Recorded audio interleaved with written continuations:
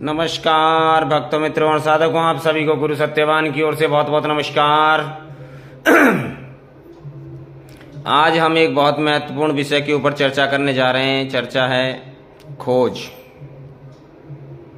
पूरे जीवन मनुष्य कुछ ना कुछ खोजता ही रहता है।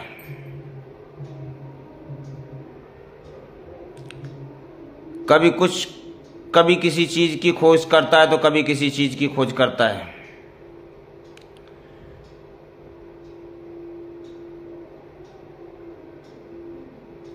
सबसे पहले तो देखना ये होगा कि आखिर खोजना क्या है। तो खोजना क्या है? यदि आप अग्नि को खोजने के लिए जाएंगे तो आपको क्या खोजना पड़ेगा? पहले माचिस के अंदर अग्नि छुपी हुई है।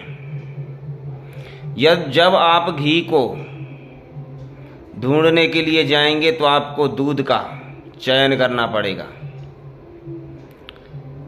पत्थरों की रगड़ में भी अग्नि छुपी हुई है और माचिस में भी अग्नि छुपी हुई है और दूध के अंदर भी घी छुपा हुआ है। दही भी उसी में छुपा है। और जब आप परमात्मा की खोज करने के लिए निकलते हैं तो आप बहुत जगह घूमते हैं, मंदिरों में, मस्जिदों में, गिरजाघरों में, गुरुद्वारे में, परंतु आप समझ नहीं पा रहे आपको जाना कहां है। जिस शरीर को लेकर आप चारों तरफ खोज रहे हैं उसी शरीर के अंदर सब कुछ विराजमान है।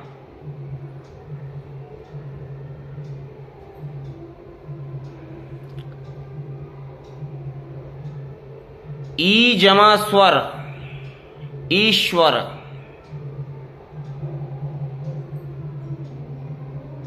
स्वर सारे गा मा पा धा नी सा नी धा पा मा गा रे सा। ये स्वर हो गए सात प्रकार के स्वर हैं।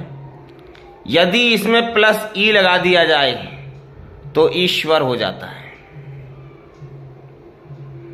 जो श्वासें प्रति श्वास जो हमारी निकल रही है, इन्हीं से स्वर भी निकलते हैं और इसी के अंदर विराजमान ईश्वर भी विराजमान है।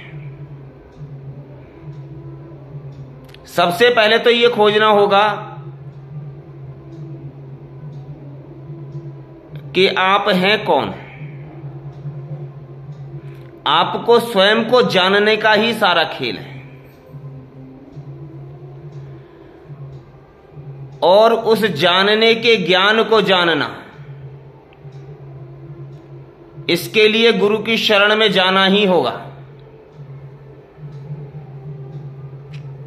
आपको उंगली पकड़कर कौन बताएगा कहां पर कैसे जाना है, कैसे चलना है, किस रास्ते पर चलना है। तब आप अपने अंदर जा सकेंगे और उस ईश्वर का साक्षात्कार कर सकेंगे। ये सभी आपको गुरु ही ज्ञान देगा, चाहे वह सरगम का ज्ञान हो, चाहे वह ईश्वर का ज्ञान हो, चाहे इसे आत्म साक्षात्कार कह लें,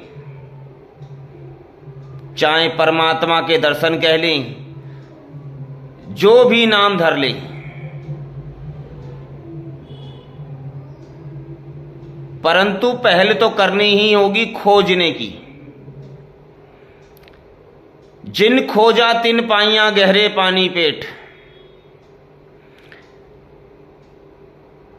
जिसने खोजा है उसी ने पाया है।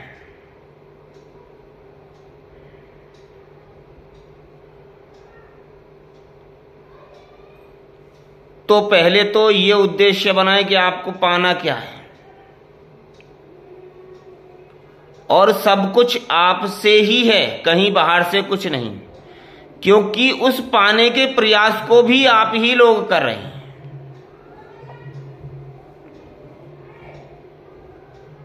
अपने भीतर उतरना है, वो उतरना सिखाएगा गुरु। अपने आसपास में जो महान संत महात्मा लोग बैठे हुए हैं उनसे ज्ञान को अर्जित करने की कोशिश करें, जानने की कोशिश करें, ध्यान समाधि धारणा को जानने की कोशिश करें, निरंतर लगे अभ्यास में।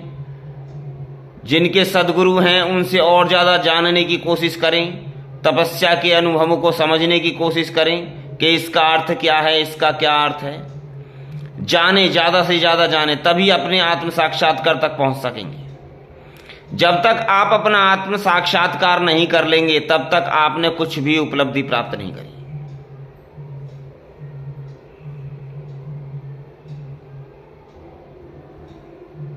जिस प्रकार से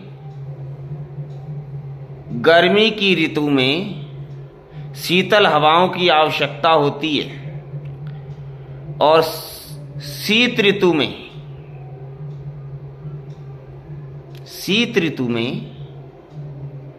अग्नि की प्रधानता होती है, अग्नि की आवश्यकता होती है, उसी तरह से ज्ञान को जानने के लिए गुरु की आवश्यकता होती है। अपनी सूझबूझ से किसी उचित गुरु का चयन करके इस रास्ते पर आगे बढ़ें। जीवन बहुत ही क्षणभंगुर है, आज नहीं तो कल नष्ट हो जाएगा, पता भी नहीं चलेगी कब खत्म हो गया। जो जागे जभी सवेरा, इसलिए आगे बढ़े, निरंतर बढ़ते रहें, बढ़ते रहें, बढ़ते रहें। नमः शिवाय। शिव गुरु की सदा ही जय हो, सदा ही जय हो, सदा ही जय हो।